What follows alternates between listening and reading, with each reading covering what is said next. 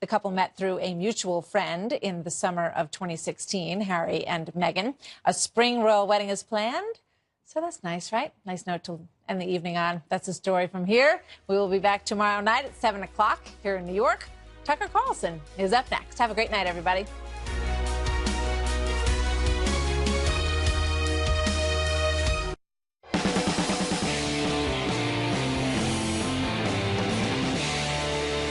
Good evening and welcome to Tucker Carlson Tonight. A middle-aged man going through a divorce begins dating a woman he met online.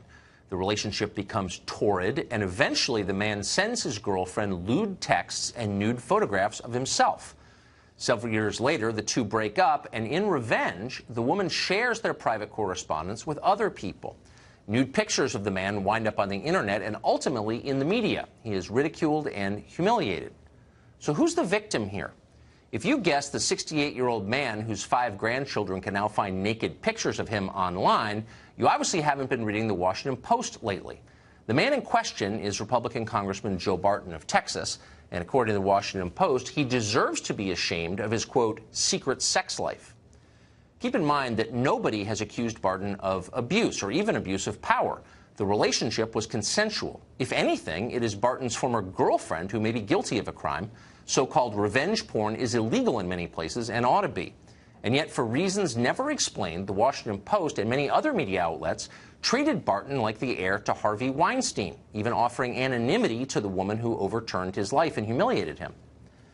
Sex abuse stories have dominated the news for the past 6 weeks, beginning with Weinstein. Predators in Hollywood, the media, and politics have been exposed, and they have been punished. And that is good news, because justice is always good news. And we'll continue to bring you updates on those stories as we get them, and we're sure we will. But going forward, we should also be careful that the noble effort to end sexual harassment does not degenerate into a witch hunt. It can happen, as the Washington Post just proved. So with that in mind, 2 things to remember. First, anonymous accusations always lead to abuses. The right to face your accuser is the cornerstone of justice and has been since ancient Rome. That's why it's enshrined in the 6th Amendment to the Constitution. It's why we ban star chambers. We don't allow people to accuse others of armed robbery or murder from behind the shield of anonymity. Why do media outlets allow it in cases of sexual harassment? If you're going to name the accused, you ought to name the accuser, assuming it's an adult. News organizations are not courts. They shouldn't take a side when guilt and innocence are in dispute. It's too easy to get it wrong, and they often do. Second, not everyone accused of a sex offense is guilty. Not every accuser is telling the truth. I learned this the hard way a number of years ago when I was accused of felony rape by a woman I'd literally never even seen. She was a certified public accountant in Indiana, an upstanding member of her community, and also apparently delusional. Her claims were grotesque, but they were highly specific. The assault, she said, took place in the back room of a restaurant in Louisville on a specific day at around 10:30 p.m. She included loads of graphic and horrifying detail. It was stomach-turning, and yet none of it was true. I spent the next 2 months trying to stay out of jail. I couldn't tell my children because I knew they'd be ashamed. I couldn't tell my employer because I knew I'd be fired immediately. I spoke only to lawyers, and I paid them a fortune. I took a polygraph exam from the former head polygrapher at the FBI. I never stopped worrying that the charges would become public and destroy my life. Everyone accused of a sex offense did something wrong. Everybody knows that, and I knew that no one would believe otherwise. This isn't a defense of sexual harassment or misbehavior, obviously. It's just a reminder that real life is complicated, more complicated than sermonizing on Twitter. Sometimes the mob is wrong. Sometimes the innocent are crushed. That's always a tragedy, no matter what the charge is. Of course, crushing the innocent may also be the point of the exercise, and we're seeing that. Last week, a feminist called Emily Linden announced on Twitter that she was, quote, not at all concerned about innocent men losing their jobs in the search for perpetrators of sexual harassment. Quote, if some innocent men's reputations have to take a hit in the process of undoing the patriarchy, that is a price I am absolutely willing to pay. Linden, not surprisingly, is a columnist at Teen Vogue. We asked her to come on tonight to talk about her views, but she refused. Instead, we're joined by Kathy Rue. Kathy, thanks for coming on. Thanks for having me. So, I mean, look, I agree with you completely. I think that if someone perpetrates a crime, legal or moral, like sexual harassment, that person ought to be held to account. So I want to be really clear. Right. I would never defend that. Right. I would never defend that either. But the whole point of the exercise is to bring about justice, to make sure that the guilty pay and the innocent go free. Exactly. This woman seems to be, Sarah is saying, that it doesn't matter that all men are guilty by virtue of being men. That's the opposite of justice. That's collective punishment. You wouldn't be for that, would you? No, I mean, I'm not for social injustice, but what she's trying to say that it would be microscopic compared to what women have been through. You mentioned witch hunts. There are no warlock hunts. There were never any wizard hunts. I mean, women are the ones that are often persecuted, and the mobs that you were talking about, the mobs are usually the men that are burning innocent women at the stake. So women are usually the ones that suffer much more than men, and I think that's what Emily Linden was trying to say. That's, I mean, just for the sake of argument, I'll assume that's true. We're not teaching a history class here, but certainly people have been persecuted unfairly by mobs, that's for sure. For centuries, women have been persecuted, yes. Sure. And men, too, in some cases. But leaving the sex aside, if it was wrong then, why wouldn't you be every bit as horrified that it's going on now, or that it could potentially happen now? Why wouldn't you be horrified by what this woman wrote? Well, she was defending it, saying that it would be wrong, but microscopic in the sense that what happens to women and women's reputations is so much worse than what would happen to a man's reputation. Women's reputations are destroyed constantly on a daily basis, and so facts men, don't. I mean, so facts don't really matter. So in other words, she's saying you should respect me when I make the case that facts don't really matter. Well, maybe she's trying to say, let's level the playing field, and men are finally feeling the pain that women have felt for a long time, for centuries. And that's good. Well, it's good when the sexes, when the genders are equal. And she's saying that maybe it's about time that they're equal. So in other words, you're saying, like, I think what happened to women is wrong, so I'm going to do it to men because it feels good. Why should I take you seriously as a person if that's the case you're making? Well, social injustice is not okay, but she's saying it happens to women all of the time. So men are finally getting a taste of it. Women are finally getting a little bit of power. So now if men are starting to feel a little bit of the pain, welcome to our club. Huh. So how would you feel if this standard, which is horrifying, were applied to crimes like, I don't know, murder or armed robbery? Like, I don't know if you did it, but you look exactly like someone who has done it. Therefore, if you're punished for it, like, you know, at least you now know how it feels.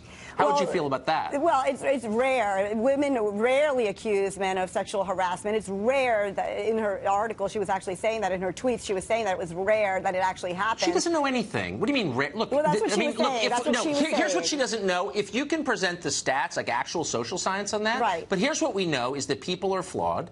And most people tell the truth, but not everybody does. And that's why we have things like due process and a justice system that tries to determine objectively who is guilty and who is innocent and punishes only the first category.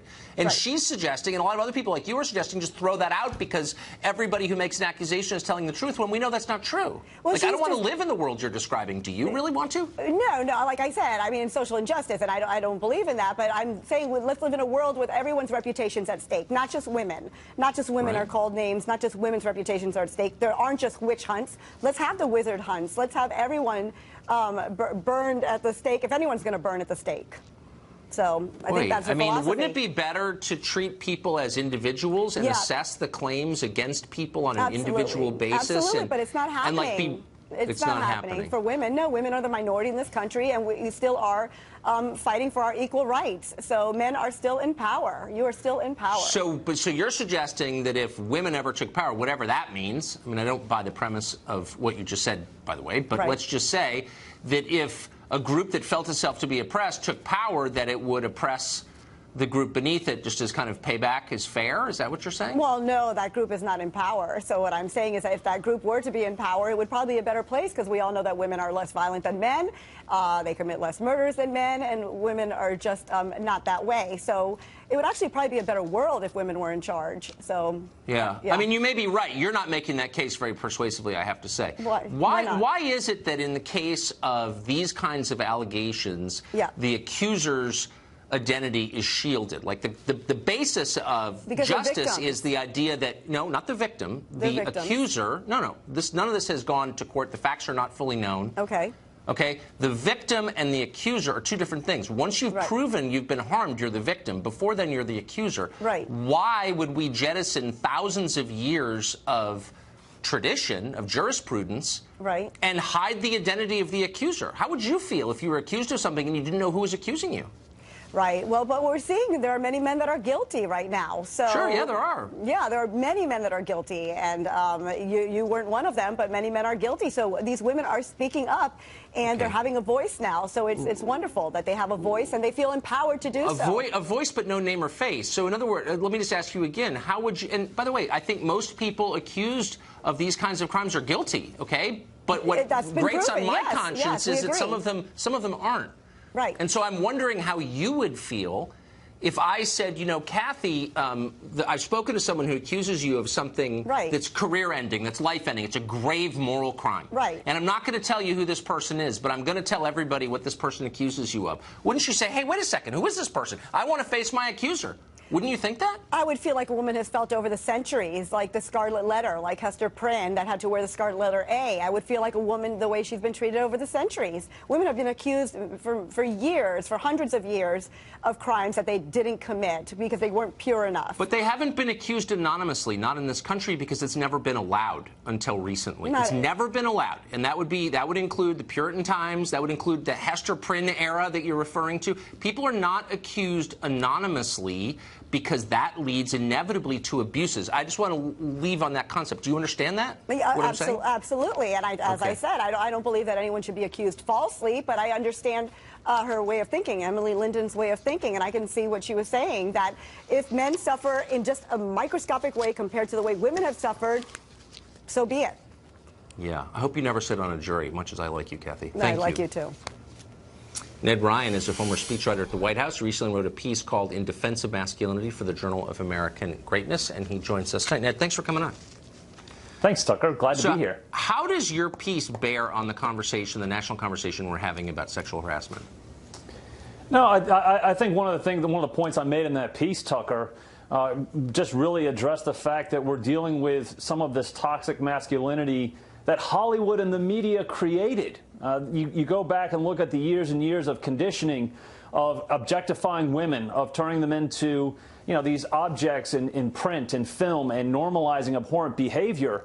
And now people are acting on the left in the media in Hollywood, you know, they're acting self-righteous and horrified at the behavior that is the end result of the conditioning that they received for years. And Tucker, one follows the other. If people have been conditioned for years to act in a certain way, they're going to behave a certain way. And so when you see them attacking this toxic masculinity, I want to make the argument this is a culture that the left created. Some of us, and this is why I wrote that piece, have rejected that culture. We actually believe in self-discipline. We actually believe in virtue. The other great irony in all of this, Tucker, the left not only created toxic masculinity, they have enabled it. You look at the Harvey Weinsteins and the Bill Clintons and the John Conyers and the Al Frankens. Again, and then they want to, as your guest just tried to make the argument, they want to pin that terrible behavior of some men on all men, and in fact say that all men are guilty of toxic masculinity when in fact we are not, and we aren't even capable of abusing those around us. And so I think this is a conversation that we have to have about what we're really discussing and who actually created the toxic masculinity. It didn't come from the right. It was something that was created by the left, and now we're seeing the end results of it. So it seems like about 10 years ago, but it was just several months ago when the vice president said, I think to a reporter, that he does not go out to dinner with women alone. And he was accused of being some kind of snake-handling fundamentalist freak and jumped on by feminists. I wonder if they would reassess that now in light of everything we've seen in the last 6 weeks.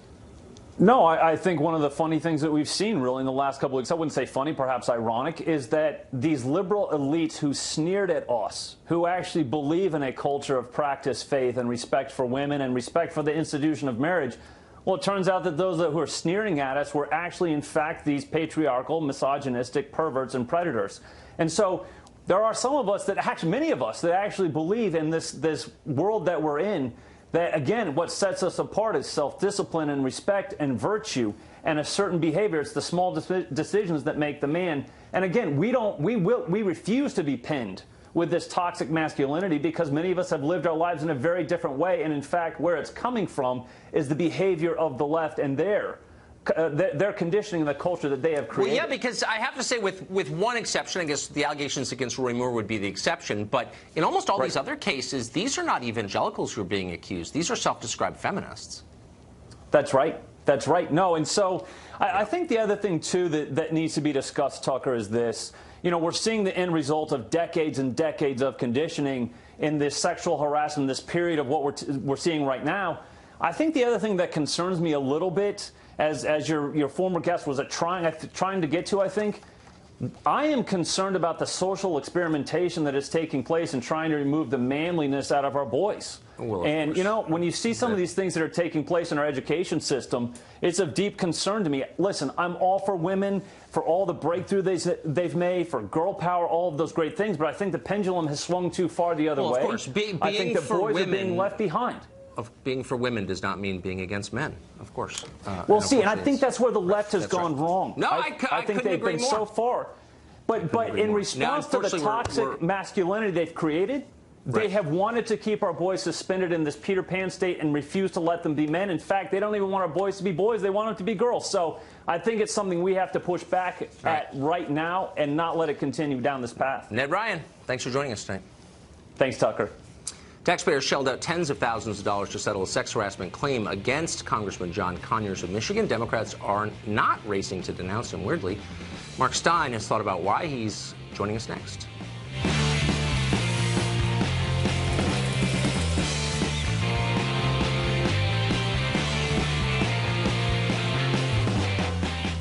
Last week, it was reported that Democratic Congressman John Conyers had been accused of sexual misconduct by multiple women up in the Congress and reached a settlement with at least one of them. Yesterday, Conyers stepped down as the top Democrat on the House Judiciary Committee. Democrats have not been eager, though, to push him out of Congress entirely. Yesterday, instead of demanding his resignation, the House Democratic leader, Nancy Pelosi, praised Conyers as, quote, an icon. Just because someone is accused, and was it one accusation? Is it two? I think there has to be. John Conyers is an icon in our country. Do you believe John Conyers is accused? I don't know who they are. Do you? They have not really come forward.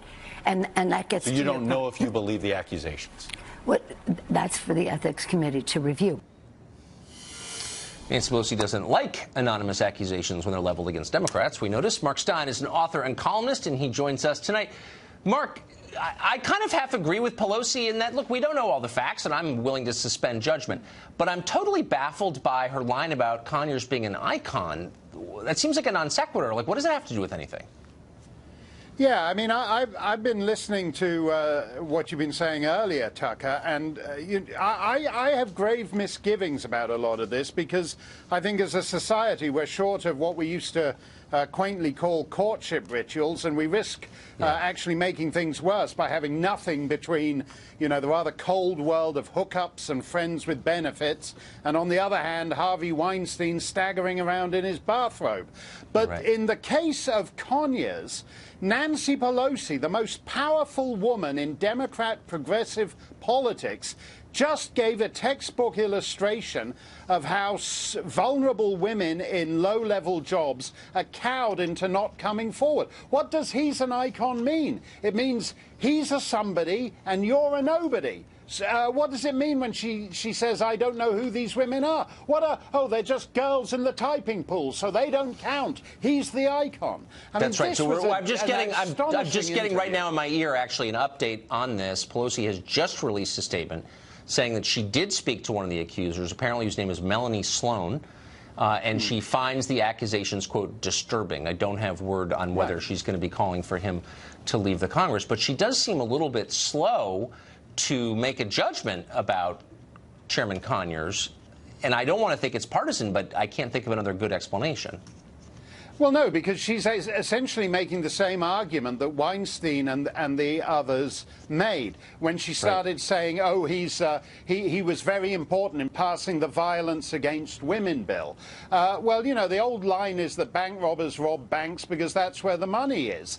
Sexual predators use the cover of liberal progressive feminism because that's where the girls are. That's what Harvey Weinstein discovered. That's what right. Charlie Rose discovered. And that's how John Conyers seems to operate, too. And in Conyers' case, it's worse.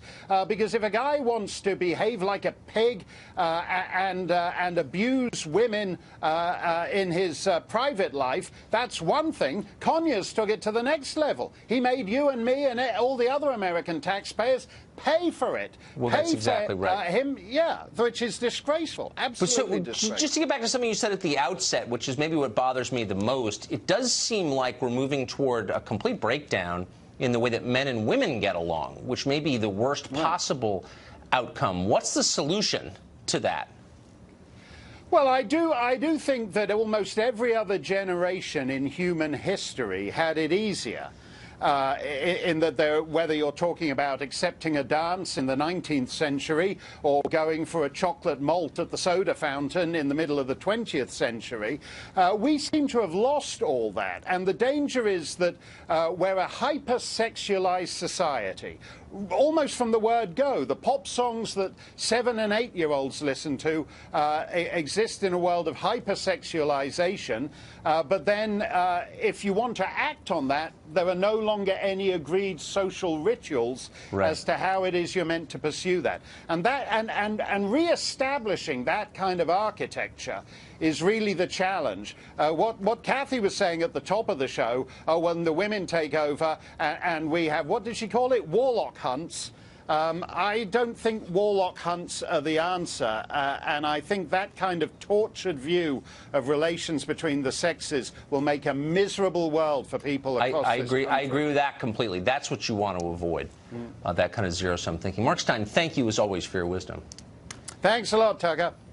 President Trump's wall along the Mexican border remains a fantasy for now, but that may not matter. Up next, we'll discuss how Trump is surrounding this country with an even more formidable virtual wall, according to the Washington Post. Stay tuned for that. Well, congressional hesitation, there's a euphemism for you, has prevented very much work on the president's proposed border wall, the one that he ran on. But what if a physical wall isn't even necessary? Well, if you read the Washington Post, you already know this. A Washington Post piece says that the president is, quote, building a border wall no one can see. He's doing this, they say, by cutting refugee numbers, speeding deportations, implementing virtual vetting, and simply enforcing immigration law as it exists instead of ignoring it. And in so doing, the paper says he's creating what some are calling a virtual wall around the country. Roberto Hernandez is an immigration activist, and he joins us tonight. Roberto, thanks a lot for coming on. Hola. Hola. So I wanted to talk to you because you're kind of like my measure of where the left is on this. So here's what we know, at least according to the Washington Post, which I'll stipulate for the purpose of this conversation is a legitimate news organization. The president hasn't actually built the wall. All he's doing is enforcing laws that were on the books, passed with Democratic support years ago. Is that okay with you? Yeah, I think that we live in a country where there's laws.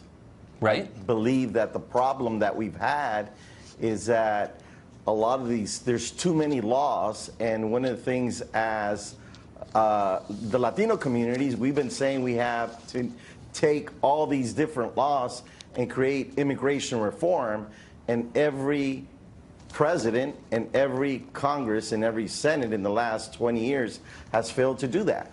Well, immigration reform is a meaningless phrase. It can mean whatever you want it to mean. What you're saying is activists have demanded that people here illegally be given amnesty and then citizenship, and then some people, American citizens, disagree with that. But you, just the headline here seems to me that you think it's okay for the president to enforce existing immigration law, right? Yeah, but when we're talking about selective immigration law enforcement, what about all the illegal Russians that have been coming here to this country? Yeah, well, I think they're in the Nobody's same talking about category. them. Well, I'll talk about them right now. I think it's totally wrong to come here illegally. Why not throw every person, regardless of country of origin or ethnicity or native language, out of the country and say, apply like everybody else? Why would you be against that? But the system that we currently have in our government doesn't have the capacity to be able to even process those applications. And that's been part of the problem. Then what if you just said, look, current law does not allow people to work here if they don't have a green card or the correct papers and if they're using false federal documents, right? That's the current law, and I think you would never want to defend using fake documents on TV. So what if you just said, we're going to make sure through E-Verify that nobody can employ someone here illegally and nobody can get welfare if they're here illegally? Then you would see and everyone mocks the phrase, but you would see self-deportation, because what would be the options? Would you be against that? Well, but let's talk about, you talked about not hiring people, and let's begin by looking at farm workers here in California. You're from California like I am. In California, how many growers that grow grapes, tomatoes, lettuce, and all the fruits and vegetables that we grow in California hire people who are not here with documents? Right. So you're saying that big business doesn't like it. Yeah, of course. You know, it's interesting that now the growers are saying we need to have comprehensive reform, because if you had every farm worker in the state of California, right, making an American wage and treated like a human being, that would be a disaster for big business. Yes, it would. Let me ask you really quickly, when you were growing up, a young rabble, a liberal, did you ever think you would find yourself in a position defending big business that wants to pay people less for working outside? Did you ever think, I'm going to grow up and become that guy, a shill for business? I knew that from a very young age that farm workers were being mistreated and abused. Yeah, exactly. I was part of the United Farm Workers movement with Cesar Chavez and Dolores Huerta. Who was radically against illegal immigration, as you know, who physically assaulted illegal immigrants. That goal, because you don't have a system that takes care of those who take care of you, who feeds you. That's not what Cesar Chavez says. As you know, he was totally opposed to immigration and all its sorts. Roberto, thank you for joining us. Appreciate it. Congress can't fix taxes or immigration. They haven't made your life better recently. I bet that's fair to say. But they do have the will to come together to approve further monitoring of you and me through our email and phone calls. We'll tell you the details next.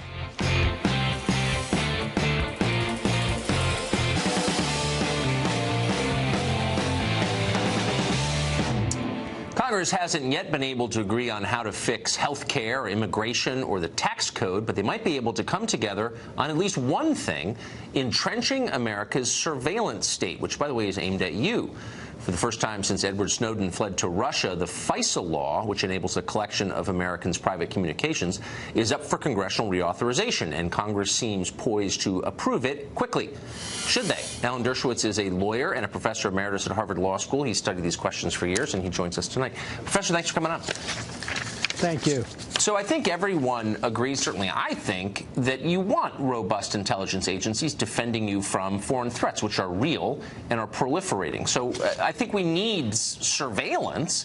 I'm just concerned because the bulk of the surveillance is of American citizens, and I'm not convinced the government does enough to separate them from the potential bad guys. Well, you're 100% right. It's one of the most complicated problems that we have, both technologically and legally.